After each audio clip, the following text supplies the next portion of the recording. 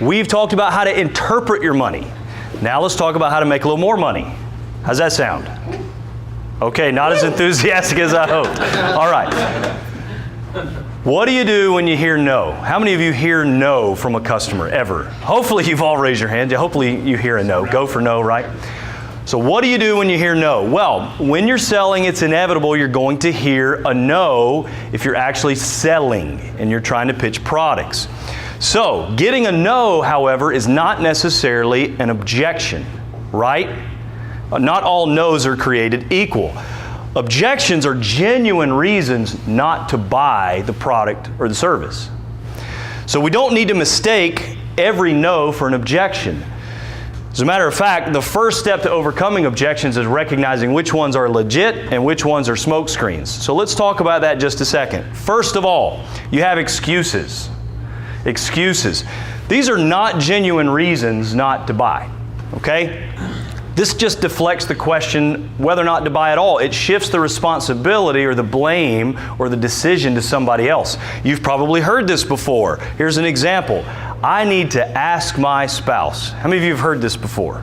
Yeah, that is not an objection. That's an excuse. That's a stiff arm, but it's not an objection. Another one you might hear is, I'll think about it. Can I have your business card?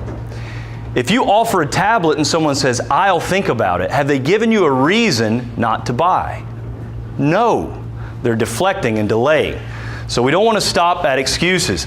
Another is a condition, okay? So for example, this is if it's a situation that just prevents the customer from being able to buy. If they only have $7 in their bank account, they're probably not going to buy anything in our store today. That's just a condition. They don't have the money. Another is if they've maxed out their credit lines or the number of lines on their account. If they cannot add another line to the account, that's a condition. Now, conditions can be overcome, right? If they say, I don't have my bank account or I don't have my bank card with me. Well, we can overcome that condition, can't we? If they're not an authorized user on the account, we can overcome that condition. But that's a condition, that's not an objection. Lastly are objections. These are genuine reasons a customer does not want to buy. This is what we want to go for every time. This is where you want to get with your customers. Now all of our cards are on the table and we're actually playing with a fair hand here. So let me give you some examples. If a customer says the price is too high, that's an objection. If they say, I don't like the way that looks, that's an objection. Or if they say, I only use the Apple ecosystem, that's an objection. You notice the difference between this, I need to ask my spouse versus I don't like the way it looks? You see and kind of feel the difference there? So, not all no's are objections. A common error reps make is that they mistake excuses for objections. And they hear an excuse, they take that as a no, and they stop selling. But if you stop there, you're not really dealing with the customer's reasons not to buy. So we don't want to stop there. That's just a reflex response.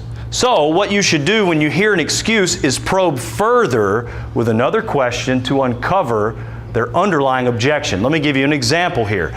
So if a customer says, I need to ask my husband or wife, that masks a genuine reason they don't really want to buy. They've got a reason in their mind they don't want to buy from you.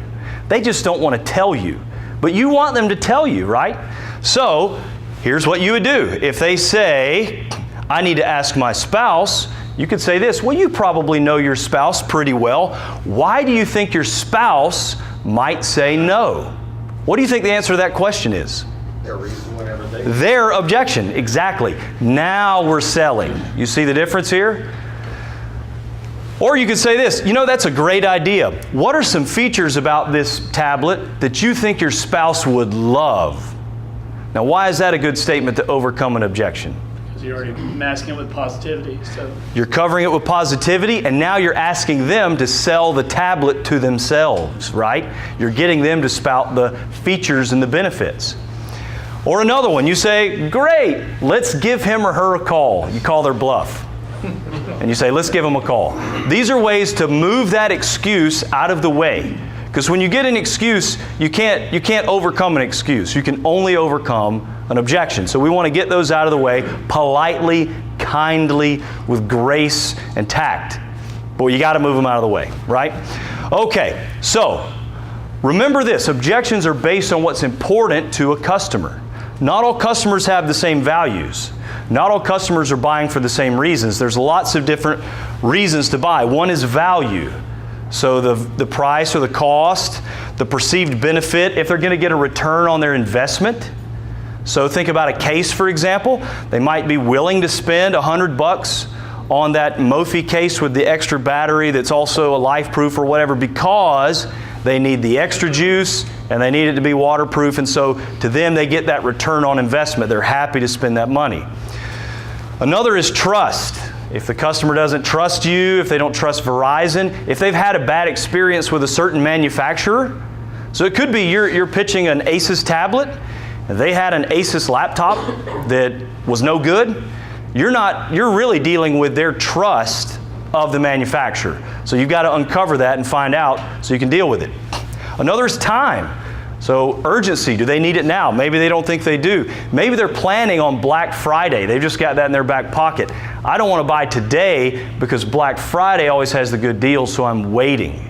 That's a legitimate objection, not I'll think about it. If that's their objection, then you can deal with that. Or let's say it's function. Does the product do the job? If someone comes in and they want to get a Moto mod, but they have an Apple iPhone, guess what? It doesn't do the job. It's not going to do them any good. That's an actual legitimate function problem. And then aesthetics. You've all had the customers who simply don't like the way our cases look. Maybe they don't like the way that tablet looks. Maybe they only want the rose gold iPhone, fill in the blank. A lot of people care about aesthetics and how it makes them appear or feel. Right? That's okay when customers feel that way.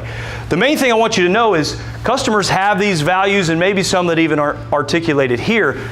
Always affirm those values. You're never going to change a customer's value system when they're in the store with you. So work with their values to put the best product in front of them. Don't argue with their values, okay?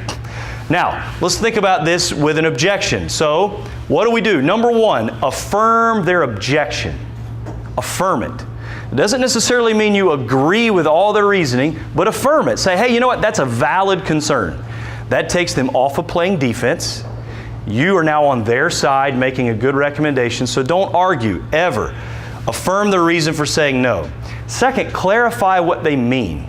So ask, hey, you know, you say that it's expensive. What do you mean by expensive? Or you say you want to wait till Black Friday. Tell me, what deals have you gotten in the past on Black Friday? And they may say, well, last year on Black Friday, this phone was $200 off. And you can say, well, you know what? We're doing a buyout right now for $200. There you go. So you can overcome that by just probing and clarifying. Next, provide other options. So if they say that case is ugly, say, you know what, I agree. This doesn't look like it fits your personality. You're right, that case is ugly. Here's another option that looks a lot better, right? Much smoother than saying, no, it's not ugly. You're colorblind. You go nowhere. Fourth, ask for additional objections. This is really key. This is really key, because if they're telling you one objection, if you can keep going, they may tell you the other things. So they may say it's too expensive, and you deal with that, but you find out actually they just don't like the way it looks. So keep asking for more objections. Now, let's put it into practice here. So let's take a scenario. Customer comes in and they say, that's too expensive. Anybody ever heard this before? That's too expensive? Okay, well, let's deal with that. First, you say, I agree with you. This case is expensive. It's designed to protect a $700 phone. Notice you don't argue and say, no, it's really not expensive, it's cheap. Well, maybe to you, but not to the customer. So say, I agree, it is expensive, it is valuable, it's going to protect a $700 phone. Now that purchase makes sense. It doesn't seem as expensive. Secondly, clarify. Ask the customer, so when you say it's expensive compared to what? What else have you seen? Now they might tell you, well, I was looking on Amazon and I saw that case for $12.99. So now you know the real objection is, yes, it's price, but they're looking somewhere else to buy. So clarify, when you say it's expensive compared to what? So get them talking some more. Next, provide. Oh, I understand, Mr. Customer, you feel that the iPad here is too expensive. Well, I've got the great solution for you then. Here's the iPad mini at a lower cost and a better value to you, and it's more portable. Okay? Lastly, ask them. Ask them for more objections. Say, okay, well, let's assume the price were exactly right. Or you could say, let's assume that the price weren't an issue. What else about this do you like? Or what else about this do you not like? And that way they show you all their cards, and now you know exactly what you're dealing with. Does this make sense? So you want to affirm, clarify, provide, and then ask. Now, let's deal with this little elephant in the room, the online option. We're coming up on the holidays, and you're going to have a lot of customers who say, I'm going to get my accessories online. So we're going to do a quick experiment here. You think about this yourself. Why do customers shop online? There's multiple reasons, right? One is price or value. Two is for options, selection, variety. Maybe they like different colors and sizes and shapes. Convenience, because it's really convenient, right? To sit on your couch eating Doritos, clicking a button on your phone to order something, right? Third is laziness, right? Some people just like to be lazy. But think about this. What advantages does a customer have in shopping with us in store with these same categories? For example, convenience. I hear people say all the time, well, it's just so convenient to shop online. Yes, Mr. Customer, but you're in the store right now. This is way more convenient. You don't have to go online and search. I can help you right here. This is actually the more convenient option. For laziness, we serve Solve Connect, so you're going to get up and walk across the floor and get that case, get that screen protector, put it on for them. So if they say, I'm lazy, I'll just shop online, say, you know what, let me help you be lazy. I'll put your accessories on for you. So we can overcome these. Think about price or value. There are times when we can't match the price of Amazon or some of these others. However, what do we have that can overcome that? We have, number one, we can get pretty close with some discounts. But even aside from that, think about our return policy. Think about our in-store warranty. Think about the hassle of having to return something and ship it back to Amazon. So if they're talking about getting it online and maybe saving $5, say, well, is $5 or $10, is that worth to you that if this case breaks within a year, you have no recourse with Amazon, but with us, you come back to the store and we make it whole for you? Is $5 worth that to you? Ask the customer that. And you'll find that people are very willing to shop with us when you call out their online objections and frame it in a way that we're actually the better solution, right? Now, think about this. If they just don't like what we have in stock, what do we have? Anybody? Accessory store. Just by show of hands, how many of you have used the accessory store in the past month? Quite a bit. Okay, I'm surprised. That's great. Keep doing that. Keep using that. Leverage that to your sales, okay? Any questions about overcoming objections? So when you go out today and the rest of the month, go for actual no's that are real objections, and then work with the customer, reason with them, persuade them, and watch your accessory profit, your tablet numbers, your home numbers go up. I think you guys can do it. What do you think? Yes. There you go. All right. I love it.